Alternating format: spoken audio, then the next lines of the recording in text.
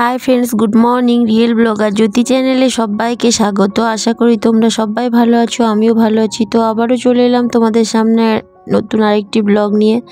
तो आजके आमि ओपरेर घर दिये आमि शुरू करलाम। तो ओपरे आमि एखन नीचेटा परे गोछाबो, कारण ओपरे आमार एकटा दरकार छिलो, छेलेके स्कुल पाठिये दिये एखन আমি এই সবগুলো করছি। তো ওপরে আমার আগে একটা দরকার ছিল, তো ভাবলাম যে যাবই যখন তাহলে আগে ওপরটাই সেরে আসি। তো ওপরটা আগে সারতে চলে এলাম।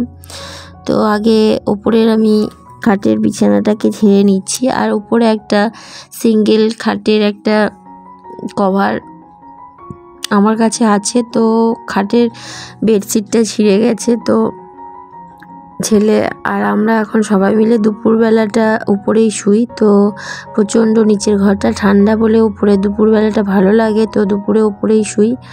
তো ওর উপরে তো একটা নতুন সিঙ্গেল বেডশিট পেতে দিচ্ছি। তো এখন এই খাটটা ঝেড়ে নিলাম, তারপর একটু সব জিনিসগুলো ঝেড়ে মুছিয়ে নিয়ে গুছিয়ে নিয়ে তারপর আমি ঝাড় দিয়ে ঘর মুছে নেব। তো এখন সকালবেলা ঘুম থেকে উঠে আমার চুলটা খোলা হয়নি, দিয়ে চুলটা খুলে একটু চিরুনি করে নিচ্ছি, তারপর কাজটা শুরু করব। সকালবেলা উঠে উঠেই আগে চিরুনি করা উচিত, কিন্তু আমার হয় না, কারণ সকালবেলা উঠে উঠে আগে কাজকর্ম করি, তারপর ছেলে টিফিন করে দিতে হয়, তারপরে ছেলেকে আবার স্কুল পাঠাতে হয়। তো এক দিন ছেলে টিফিনও করে দিই, আর এক দিন ওকে কেক ফেক দিয়ে পাঠিয়ে দিই।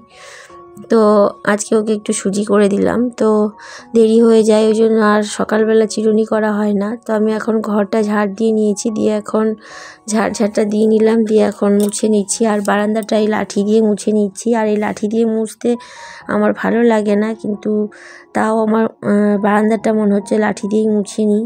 আর কোমরে ব্যথাও আছে, তো ঘরটা শুধু ন্যাতা দিয়ে মুছে নেবো, আর বারান্দাটা এই লাঠিটা দিয়েই মুছে নিচ্ছি।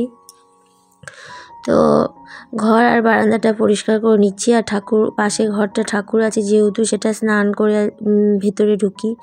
তো এই ঘরটা এখন আমি ন্যাতা দিয়ে মুছে নিচ্ছি, আগে ঝাড় দিয়ে নিলাম। আর ওই লাঠি দিয়ে মুছলে মনে হয় যেন পরিষ্কার হয় না, তো আমি ওই লাঠিটা পছন্দ করি না, সেটা শাশুড়িই ব্যবহার করে। তো আজকে মনে হলো বারান্দাটা করে নিই, কারণ কোমরে লাগছে। তো ঘরটা আমি মুছতে গিয়ে দেখছি আবার পায়ে দাগ হয়ে গেল, তো ওই ন্যাতা দিয়ে আবার ডবল করে ওর উপর আবার একটু ন্যাতা দিয়ে নিলাম। তো আমার ঘরটা গোছানো কমপ্লিট, তোমাদেরকে একবার দেখিয়ে দিচ্ছি।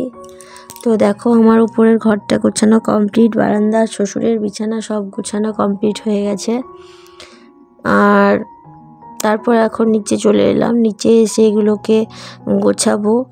আর শীতের দিন বলে এতটা ক্লান্তি বোধ হয় না, আর গরমের দিন হলে আমার খুব ক্লান্ত বোধ হয়। আর সবথেকে বড়, হাত পা অবশ হয়ে যায়, তো স্যালাইনের ঘাটতি হয়ে যায়, কারণ ঘাম হয় আর কাজ করি, ফলে জল খাওয়া কম হয়ে যায়, ফলে স্যালাইনের ঘাটতি হয়ে যায়, দিয়ে শরীরটা খুব খারাপ করে গরমের দিন হলে।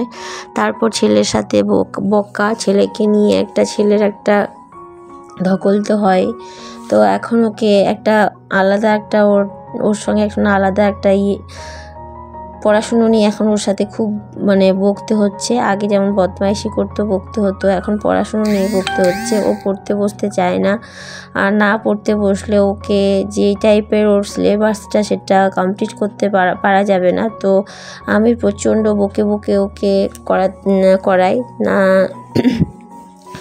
আর ওকে সন্ধেবেলাটা ওর পাপাই পড়ায়, তো পাপার কাছে পড়ে, আর মামামের কাছে খালি বাহানা করে। তো ভাবলাম যে পাপার কাছে যখন পড়ছে ওর কাছেই পড়ুক, তো ওর কাছেই এখন পড়ছে সন্ধ্যের টাইমটা। আর আমি সন্ধ্যের টাইমটা ভয়েস ওভার দিচ্ছি।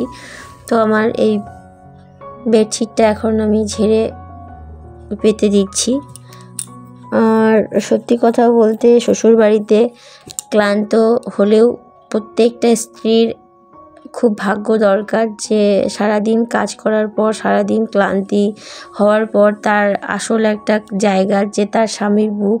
স্বামী যদি তাকে আদর করে বুকে টেনে যদি শোয়ায়, বুকের মধ্যে মাথা রেখে, তো মনে হয় সব ক্লান্তি যেন শেষ হয়ে গেছে, শরীরের কোনো ক্লান্তি নেই। তো এটা সবার ক্ষেত্রেই হয়, তো সেই রকমই। তো যতই কাজ হোক না কেন, যতই কাজ করি না কেন, আমরা মেয়েরা বউরা সব থেকে আসল হচ্ছে মেয়েদের ওষুধ তার স্বামী।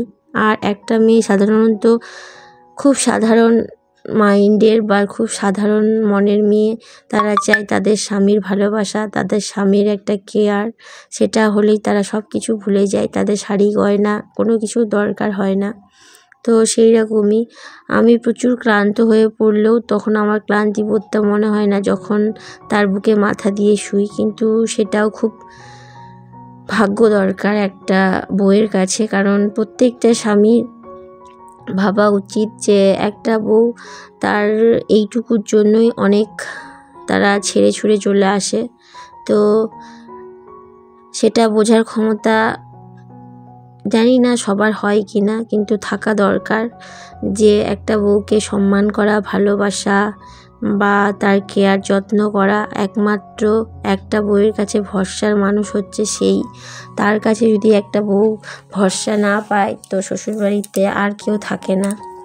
তো সেই রকমই আমার মনে হলো, তো জানি না কেন মনে হলো, তো তোমাদেরকে তাই বলছি যে আমার এরকম মনে হলো, তাই আমি এটা আজকে বলছি। কারণ আমিও দেখছি যে প্রত্যেকটা সারাটা দিন আমি যখন কাজ করি ক্লান্তি বোধ হয়ে যায় বা ক্লান্ত হয়ে পড়ি, তখন মনে হয় যেন সে যখন আমাকে বুকে টেনে কাছে নেয় তখন মনে হয় যেন না, সব ক্লান্তি দুঃখ কষ্ট সব যেন শেষ। তো প্রত্যেকটা মেয়েদের স্বামী এরকম হওয়াই উচিত। আর স্বামীদের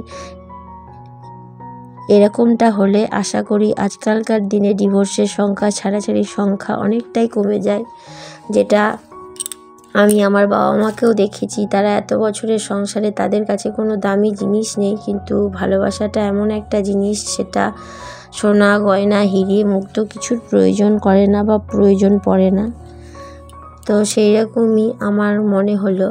তো আমি এখন এই তাকটা, নিচের খাটটা গুছিয়ে নিয়েছি, দিয়ে এখন আমি এই তাকটা, মাঝের তাকটাতে আমি ছেলের বই রেখেছি। আর বর বলছে যে ওই তাকে জিনিসগুলো সব উপরে তুলে দেবে আর ওটা ফাঁকা করে দেবে, ছেলের ওখানে বই রাখবে, তারপরে সরস্বতী পুজো করে মা সরস্বতী একটা ঠাকুর ওখানে রাখবে। তার জন্যই আমি ওই তাকটা ফাঁকা করে দিলাম, দিয়ে এক সাইডে ওর বইটা রাখা হবে আর এক সাইডে মা সরস্বতী রাখা হবে। আর কিছু ওষুধপত্র, যেহেতু ওটা উপরের তাকটা খুব উঁচু, পাওয়া যায় না হাত, তো ওর প্রয়োজনীয় ওষুধগুলো নিচে রাখছি। আর তারপর একটুখানি ফাঁকা রাখলাম। আর অনেক দিনের পুরনো ঘর যেহেতু, এটা সম্ভবত 20 ইঞ্চি দেয়াল হবে, তো তাকটার স্পেসটা অনেকটা, তো তাকগুলো অনেকটা বড় বড়, সেক্ষেত্রেই ভালোই হয়েছে আমার পক্ষে জিনিস রাখা। আর বাড়িটা এগুলো পুরনো দিনের বাড়ি বলে যতই রং করা হোক না কেন, বাড়িটা রঙও হয়েছে কিন্তু তারপরেও যেন ছেড়ে ছেড়ে আসছে। তো যতই গুছিয়ে রাখি না কেন মনে হয় যেন গোছানো হয়নি। তো আমি খুব একটু পরিপাটি করে গুছিয়ে রাখতে পছন্দ করি। তো আমার এগুলো গোছানো কমপ্লিট হয়ে গেছে। আর নিচের থাকটাতে আমি জলের বোতল রাখি। আর লেপটাকে ওপরে নিয়ে যাব, একটু রোদে দেবো, দিয়ে তারপর উপরের ঘরে রেখে দেবো।